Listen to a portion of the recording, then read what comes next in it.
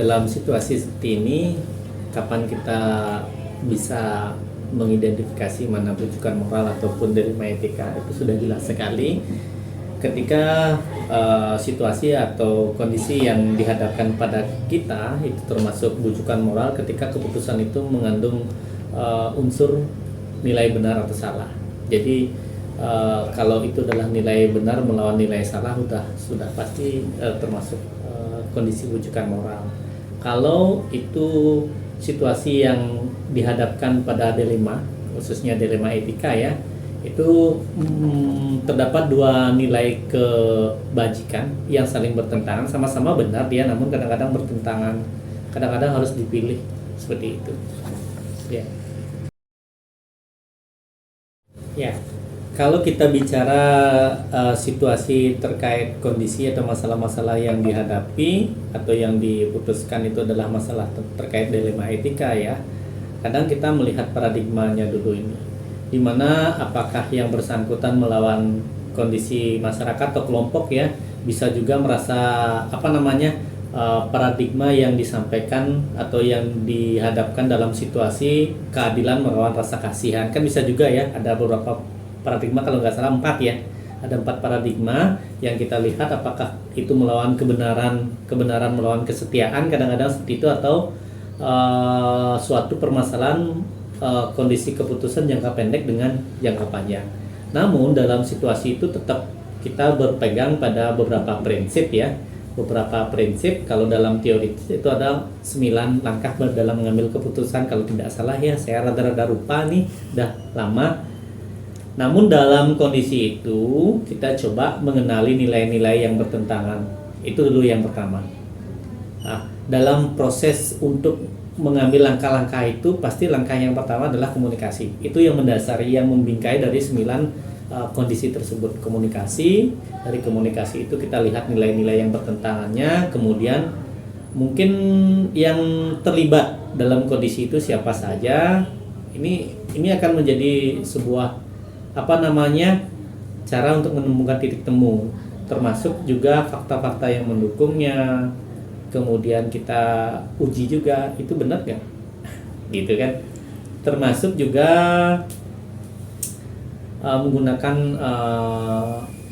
pengujian paradigma benar melawan salah. Kalau memang tidak bertentangan ya kita memberikan sebuah kesimpulan atau keputusan yang memang bijak dalam kondisi tersebut.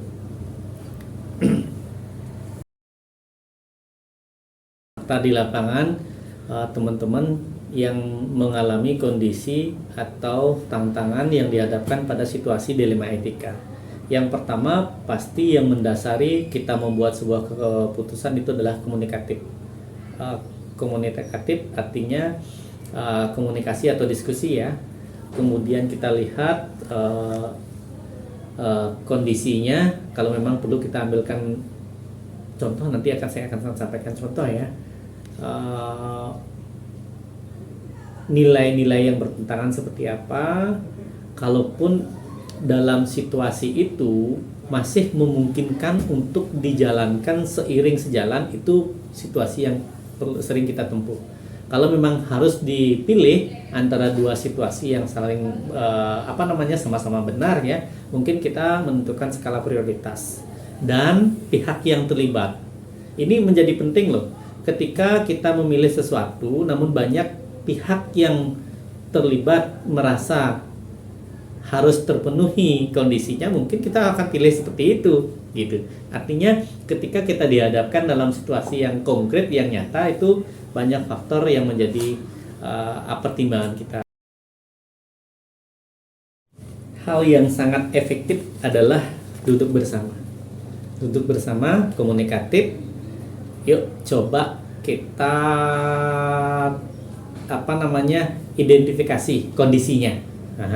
Ya saya anggap itu bukan masalah ya, tapi identifikasi kondisinya.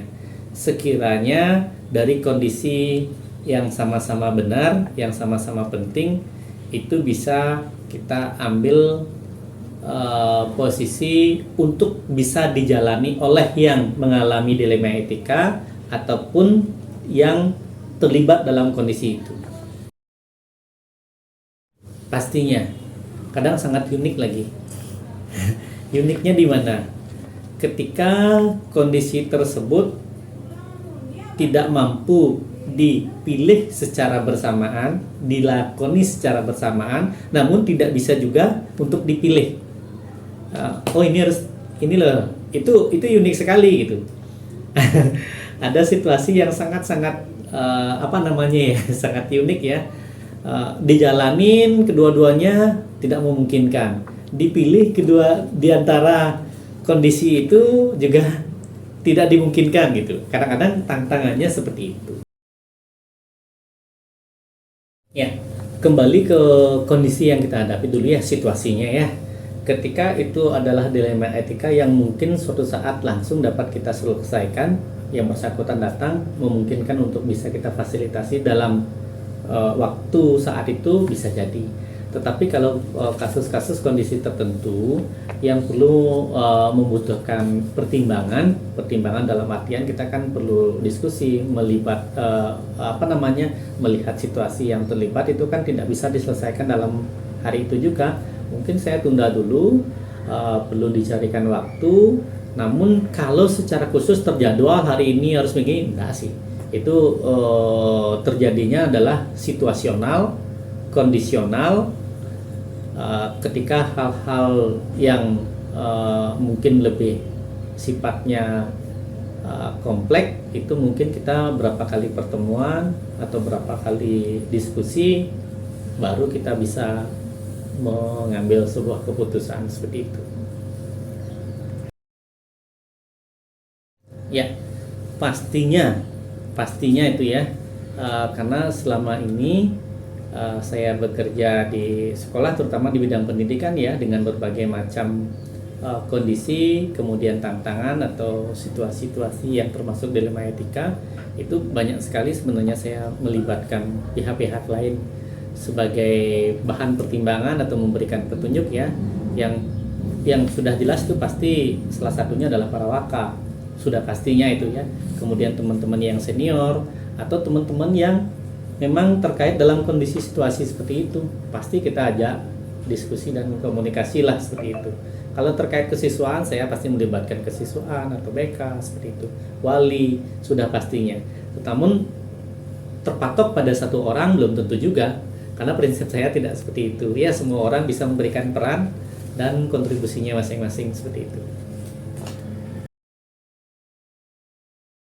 Dengan posisi saat ini selaku kepala sekolah udah bilang ya, sangat luar biasa pembelajarannya. Pertama adalah menghadapi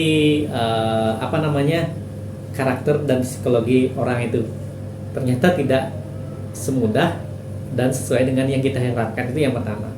Kemudian dalam menyelesaikan sebuah permasalahan atau mengambil sebuah keputusan belum tentu yang terbaik buat kita ya, bukan saya ya, belum tentu itu terbaik buat yang mengalaminya.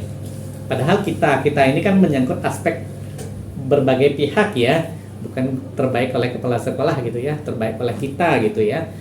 Ternyata belum tentu itu membuat sebuah pilihan yang terbaik bagi yang mengalami. Terkadang sebaliknya itu adalah sebuah pilihan yang membuat yang bersangkutan adalah keputusan yang terbaik, ternyata masih juga menjadi bahan evaluasi untuk kitanya itu. Betul tidak ya? Kurang lebih seperti itulah. Lagi Pak, kita obrol sebentar untuk wawancara terkait dari dilema yang mulai nonton dari pertanyaan yang pertama. Selama ini kira-kira bagaimana Bapak dapat mengidentifikasi kasus-kasus yang merupakan dilema etika atau pendidikan moral yang terjadi di sekolah? Baik, ya. Jadi dilema etika ini kan sebenarnya problem di semua sekolah. Setiap kegiatan kita pasti ada dilema etika. Kemudian kalau di CP3 ini dilema etika itu sudah kita inventaris, kita petakan, sehingga semua dilema etika yang potensi nanti akan menjadi konflik itu kita buatkan bicarakan bersama agar nanti setiap warga sekolah itu tidak bingung pada saat ketemu dengan dilema etika seperti ini. Kemudian untuk yang selama ini bagaimana Bapak menjalankan pengambilan keputusannya di sekolah, terutama untuk kasus-kasus yang ada dua kemungkinan tapi sama-sama benar atau sama-sama mengandung nilai-nilai kebijakan. Kalau keputusannya kan kita tetap berpedoman pada dampak yang dihasilkan. Jadi dilihat dampak terburuk. Ya, dampak terburuk dan resiko. Jadi itu dasarnya pengambilan keputusan. Lalu salah satu penting kita dampaknya seperti apa dan diingatkan lagi tupoksi kita. Kadang ada yang sama-sama penting tapi di luar tupoksi di sekolah itu misalnya. Kita balik, kita utamakan tupoksi, kemudian dampak yang ditimbulkan dari dua problem ini. Jadi kalau diambil keputusan, pasti harus ada satu yang mengalah.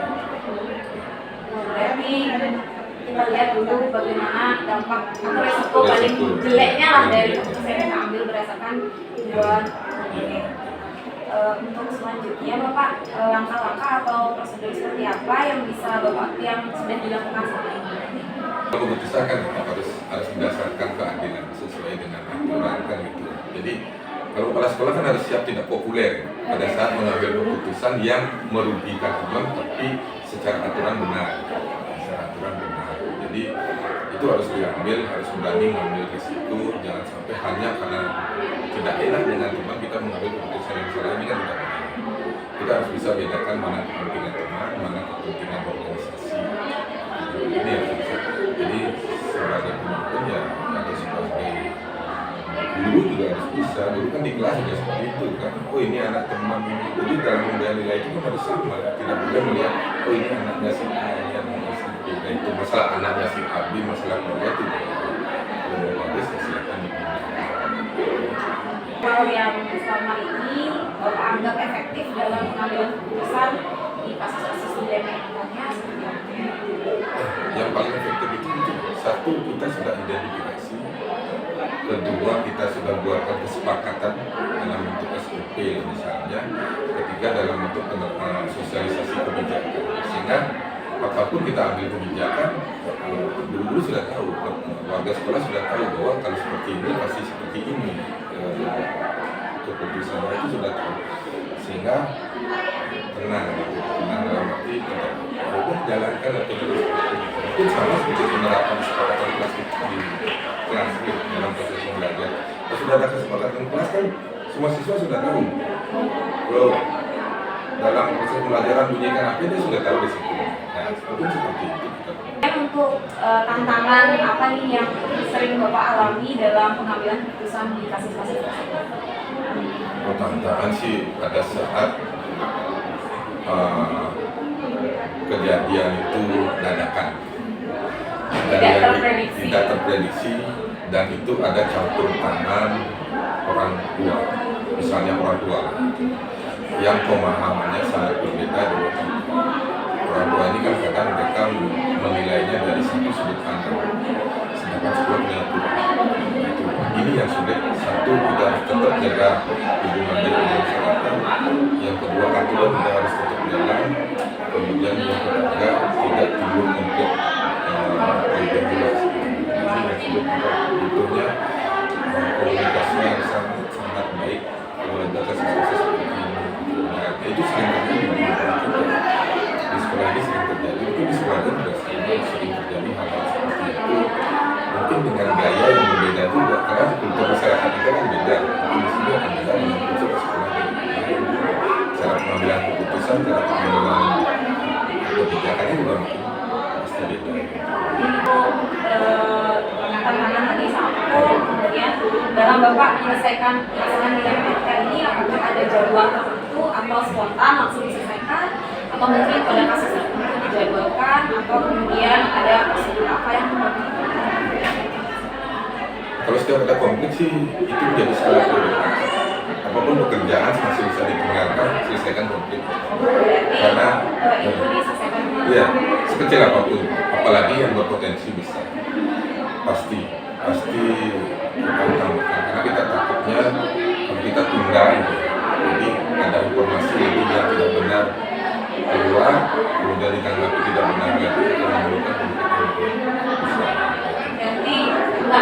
jadwal untuk menyelesaikan, artinya seberapa urgent dilemanya yang terjadi. Asal sudah dilema harus segera Iya, harus segera. Untuk penyelesaian yang selama ini sudah kita lakukan, kemudian adakah faktor-faktor yang selama ini mempermudah atau membantu dalam pengambilan keputusan di kasus-kasus dilema etika? Yang memudahkan itu kepercayaan sebenarnya. Kepercayaan. Ya. Kalau semua warga sudah percaya sama yang menangani kasus, contoh kalau anak-anak ini kan egonya ini, saya benar dari satu sudut pandang. Cok ini kan, di awal ini, itu kan itu salah satu contoh. Sehingga kalau sudah percaya bahwa kita adil, guru adil, sekolah adil, maka hukum ada. Tapi kita selesaikan dengan cara baik.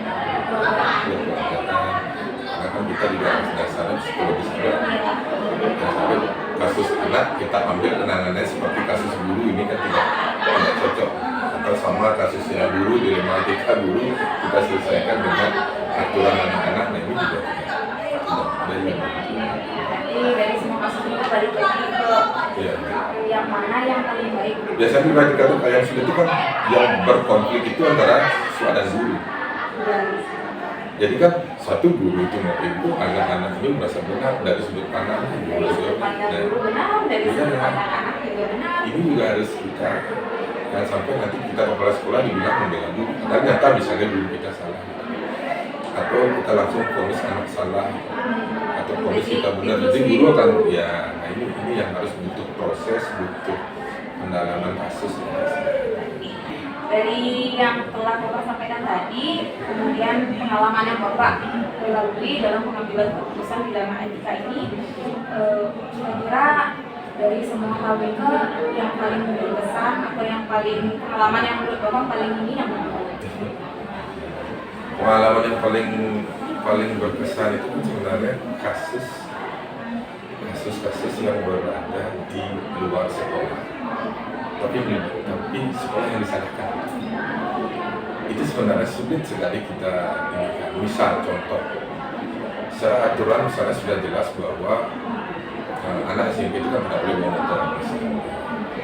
Masalah anak bawa motor itu urusan ada instansi terkait. Tapi pada saat ada anak kita di jalan tidak bawa motor, tidak itu yang disalahkan di sekolah. Dan langsung komplainnya itu masuk ke sekolah. Dan langsung menjas bahwa sekolah ini tidak disiplin. Padahal urusan itu kan di rumah. Sedangkan tugas kita sekolah itu kan cuma edukasi. Kita sudah berikan edukasi bahwa undang-undang lalu lintas seperti ini, apa fungsi helm dan lain sebagainya. Tapi terkadang di rumah itu ada bukan menyalahkan dia, tapi 1-2 orang itu anaknya tidak bawa motor diizinkan. Dia tidak pakai helm, diizinkan. Nah kok. Nah itu kadang asal ada kasus seperti itu yang paling asal udah ada seperti itu ya pasti makanya mbak hadir tulisan seperti ini gitu. Berarti dari kasus-kasus itu bisa jadi pembelajaran juga. Ya. Tapi semakin banyak kasus yang kita tangani terkadang memang banyak hikmah. Setiap kita menghadapi kasus pasti lebih tenang daripada orang yang tumen-tumen mengambil kasus.